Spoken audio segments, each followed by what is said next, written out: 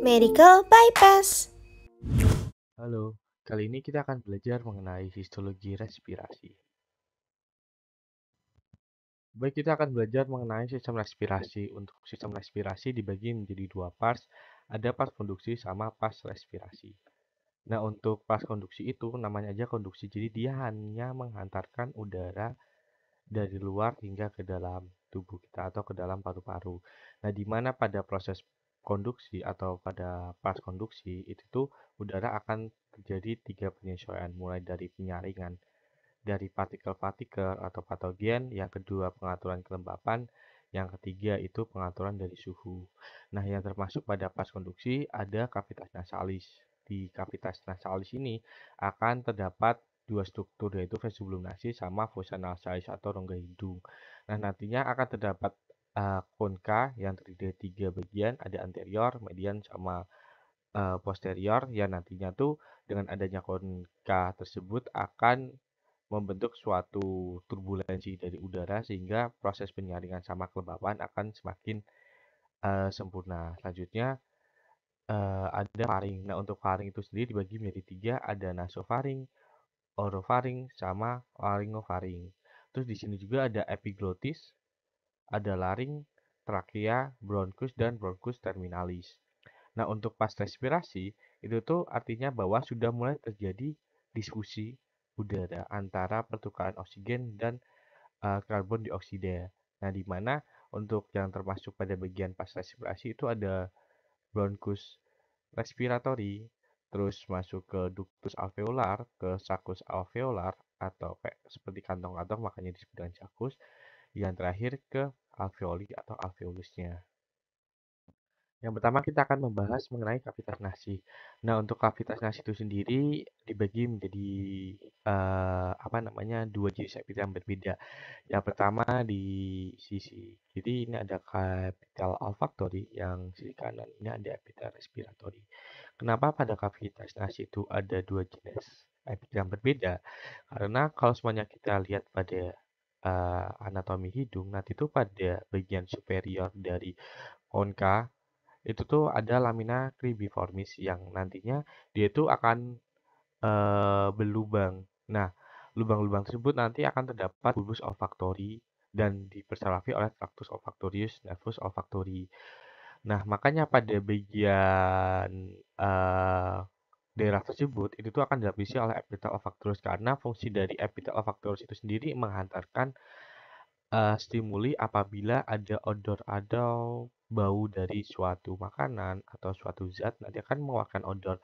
Nah, odor tersebut akan ditangkap oleh epitel olfactori, dilanjutkan ke nervus olfactorius. Nanti akan diinterpretasikan menjadi suatu bau oleh otak seperti itu. Makanya pada bagian congka superior itu tuh nanti dilapisi oleh epitel olfactorius. Selain itu ada konka median, konka inferior, dan sebelum nasi, nanti itu dilapisi oleh epitel respiratori seperti itu.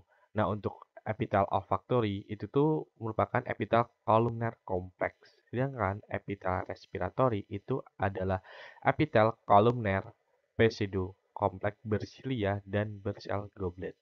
Nah, gimana sih cara kita untuk membedakannya?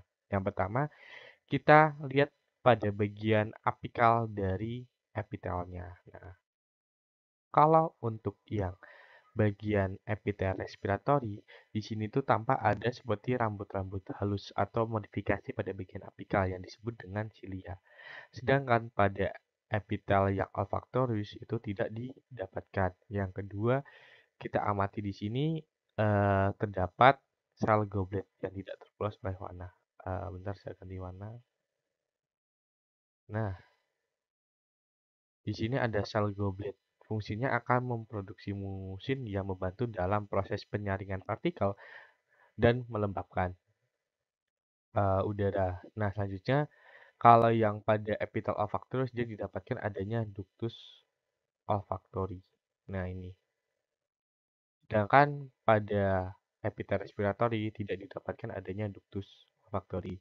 Serta didapatkan di sini ada nervus olfactoris yang tidak terpulas oleh warna. Nah, ini ada nervus olfactory. Nah, untuk secara histologinya, pemotongan sagittal di sini vestibulum nasi diapisi oleh epitel respiratori atau epitel kolumner pseudokompleks bersilia, ini silianya, dan bersel goblet, ini sel gobletnya. Serta pada bagian konka, dia akan terdapat kelenjar seromukus yang fungsinya membantu dalam melembabkan udara dan menyesuaikan suhu juga. Serta untuk epitelnya juga dia sama, epitelnya dilapisi oleh epitel respiratori kecuali pada konka superior. Baik, selanjutnya kita akan membahas mengenai epiglotis. Nah, untuk epiglotis dilapisi oleh dua jenis epitel yang berbeda tergantung dari posisi menghadapnya itu kemana. Kalau bagian sini dia menghadap ke bagian mulut. Kalau yang bagian bawah sini dia menghadap ke laring atau trakea gitu ya. Nah, di mana untuk pada bagian mulut itu tuh nanti akan dilapisi oleh epitel squamous kompleks. Kita amati pada bagian sini di sini tampak nukleusnya tuh pipih, makanya kita sebut dia squamous karena kita lihat pada nukleus teratasnya pada epitel tersebut apabila dia pipih dia squamous, tinggal lihat dia berlapis makanya dia kompleks dan di sini membran basalisnya. Selanjutnya, untuk pada epiglotis yang menghadap ke laring atau trakea, dia dilapisi oleh epitel respiratori. Kita amati pada bagian atasnya di sini ada rambut-rambut atau silia, terus terdapat ada sel goblet, sama dia epitelnya epitel kolumner pseudokompleks bersilia dan bersegoblet. Seperti itu. Dilihat aja dari nukleusnya di sini tampak bulat. Kalau semuanya bulat, itu merupakan epitel kolumner. Tinggal lihat aja dia berlapis atau selapis. Nah, selanjutnya nanti kan di sini kan ada perubahan ya, perbedaan dua epitel yang berbeda, pastinya akan ada zona transisi. Yang ini epitel squamous kompleks dan yang ini epitel respiratori. Dan di sini ada zona transisi. Nah, ini selanjutnya pada epiglottis juga akan terdapat kartilago elastin.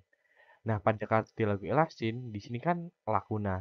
Nah, lakuna itu sendiri nanti di dalamnya terdapat ada sel kondrosit serta pada kartilago elastin ciri khasnya dia akan banyak serat elastin pada atau di antara lakuna-lakunya ini, di mana fungsi dari serat elastin itu sendiri akan memberikan fleksibilitas dari si epiglottisnya. Nah, untuk di sini kan pengecekan HE, hematosilin eosin, tetapi untuk melihat secara jelas serat elastinnya kita menggunakan pengecekan Verhoeven di sini yang hitam-hitam ini merupakan serat elastinnya. Makanya pada kartilago elastin didapatkan banyak serat-serat elastin yang berada di antara lakuna. Serta di bagian sini didapatkan adanya kelenjar seromukus. Selanjutnya kita berpindah ke laring. Nah, di sini untuk laring secara gambarannya anatominya, nah ini untuk laring dia tuh dibagi menjadi dua bagian. Yang pertama pada bagian atas ini itu disebut dengan plika vestibular atau false pita suara. Sedangkan kalau yang bagian bawah sini itu disebut dengan plika vokalis atau true true pita suara. Karena apa? Karena yang bisa menghasilkan suara itu tuh yang true vokalis, true pita suara atau plika vokalis. Seperti itu. Makanya disebut dengan true atau plika vokalis. Nah, kita bahas yang pertama kali di plika vestibular. Nah, untuk plika vestibular dia itu dilapisi oleh epitel respiratori atau epitel kolumner pseudokompleks bersilia dan bersel goblet. Ini ada sel gobletnya. Selanjutnya, pada plika vestibular juga didapatkan adanya kelenjar serumukos. Di sini ada kelenjar serumukos. Gambarannya seperti ini. Nah, ini merupakan kelenjar serumukos. Lanjutnya, pada plika vokalis itu ada dua jenis epitel yang berbeda. Ada epitel respiratori seperti layaknya plika vestibular, sama ada epitel squamous kompleks. Nah, kenapa kok berbeda pada bagian yang depannya sini? Karena pada bagian yang dilapisi epitel squamous kompleks itu sering terjadi adanya stres mekanikal atau tekanan mekanik yang dapat menyebabkan terjadinya kerusakan pada jaringan di bawahnya. Makanya lapisan epitelnya itu epitel squamous kompleks. Jadi lebih untuk ke perlindungan dari jaringan di bawahnya. Makanya pada bagian depan sini dia epitelnya tuh epitel squamous kompleks. Dia dengan bagian dalam sini. Nah, di mana antara plika vestibular sama plika vokalis dipisahkan oleh suatu rongga yang disebut dengan ventricle. Seperti itu. Nah, nanti pada plika vokalis itu tuh terdapat adanya ligamen vokalis di sini merupakan jaringan ikat padat yang tebal disebut dengan ligamen vokalis, sama di sini terdapat musculus vokalis. Karena fungsi untuk muskulusnya tuh dia membantu dalam menggerakkan dari pita suara sehingga menghasilkan suara. Nah, ligamen vokalis ini yang menjadi eh, penguat dari si plika vokalisnya agar tidak mudah ruptur atau dia elastis gitu. Selanjutnya pada trakea nanti ada bagian anterior sama posterior.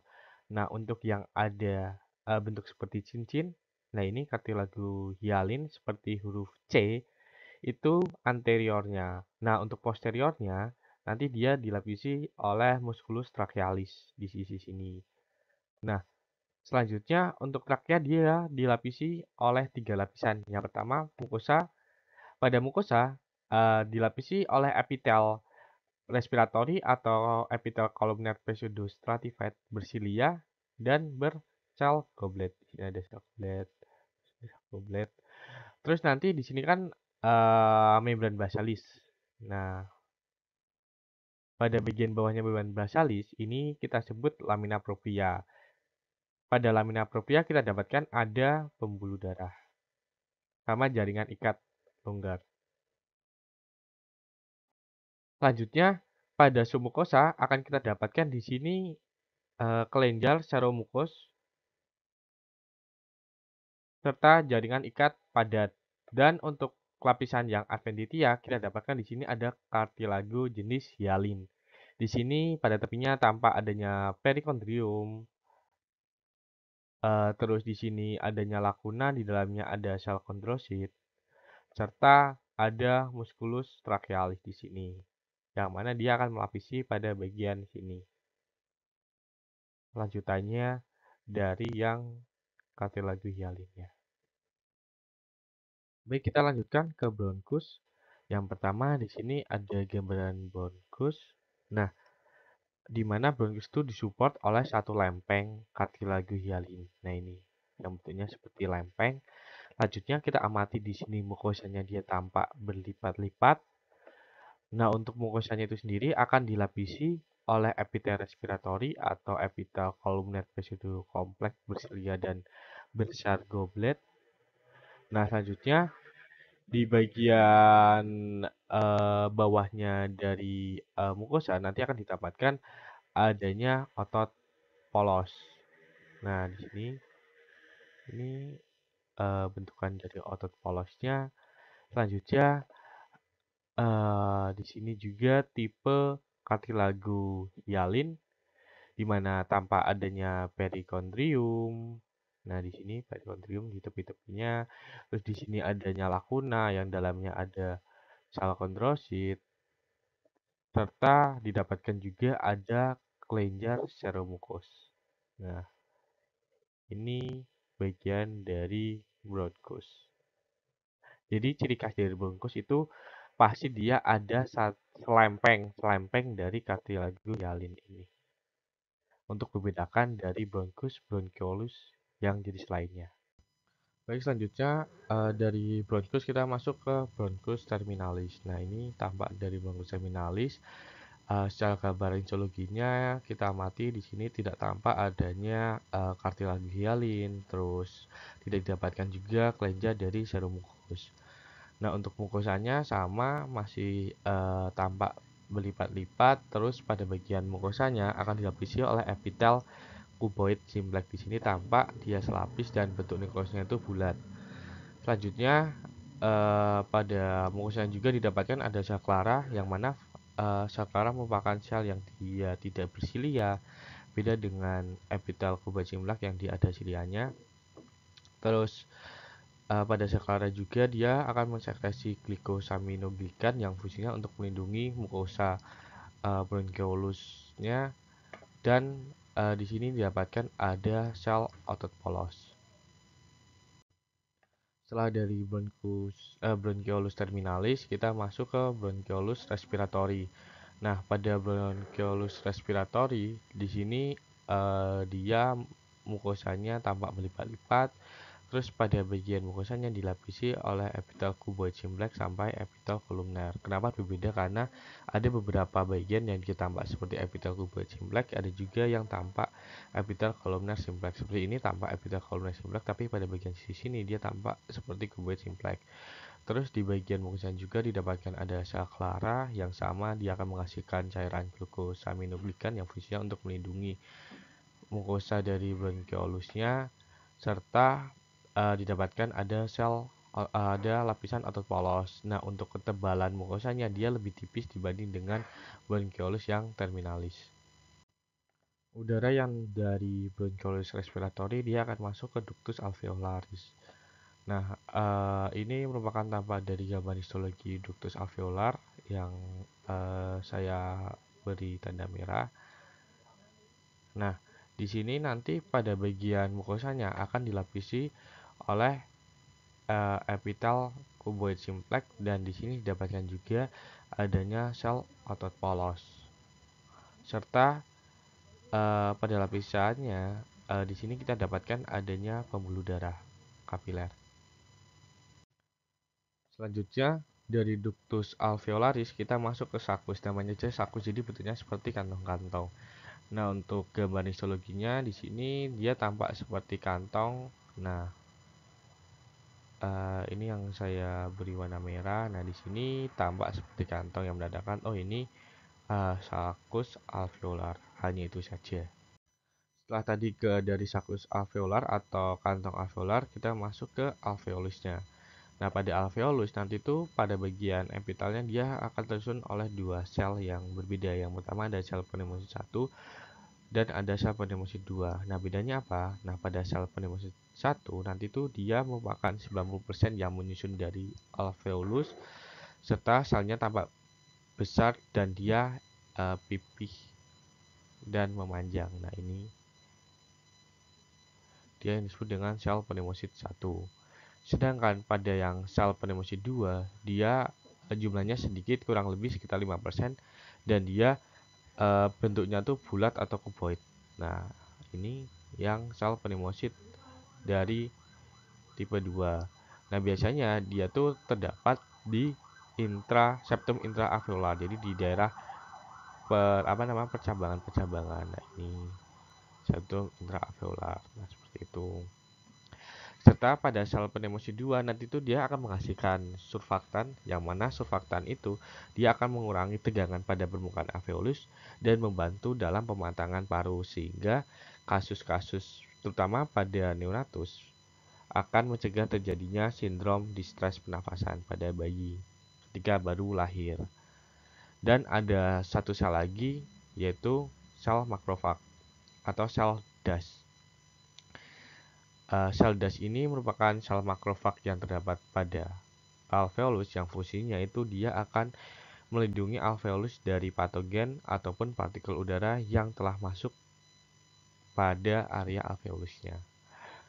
Mungkin itu dari saya cukupkan. Terima kasih.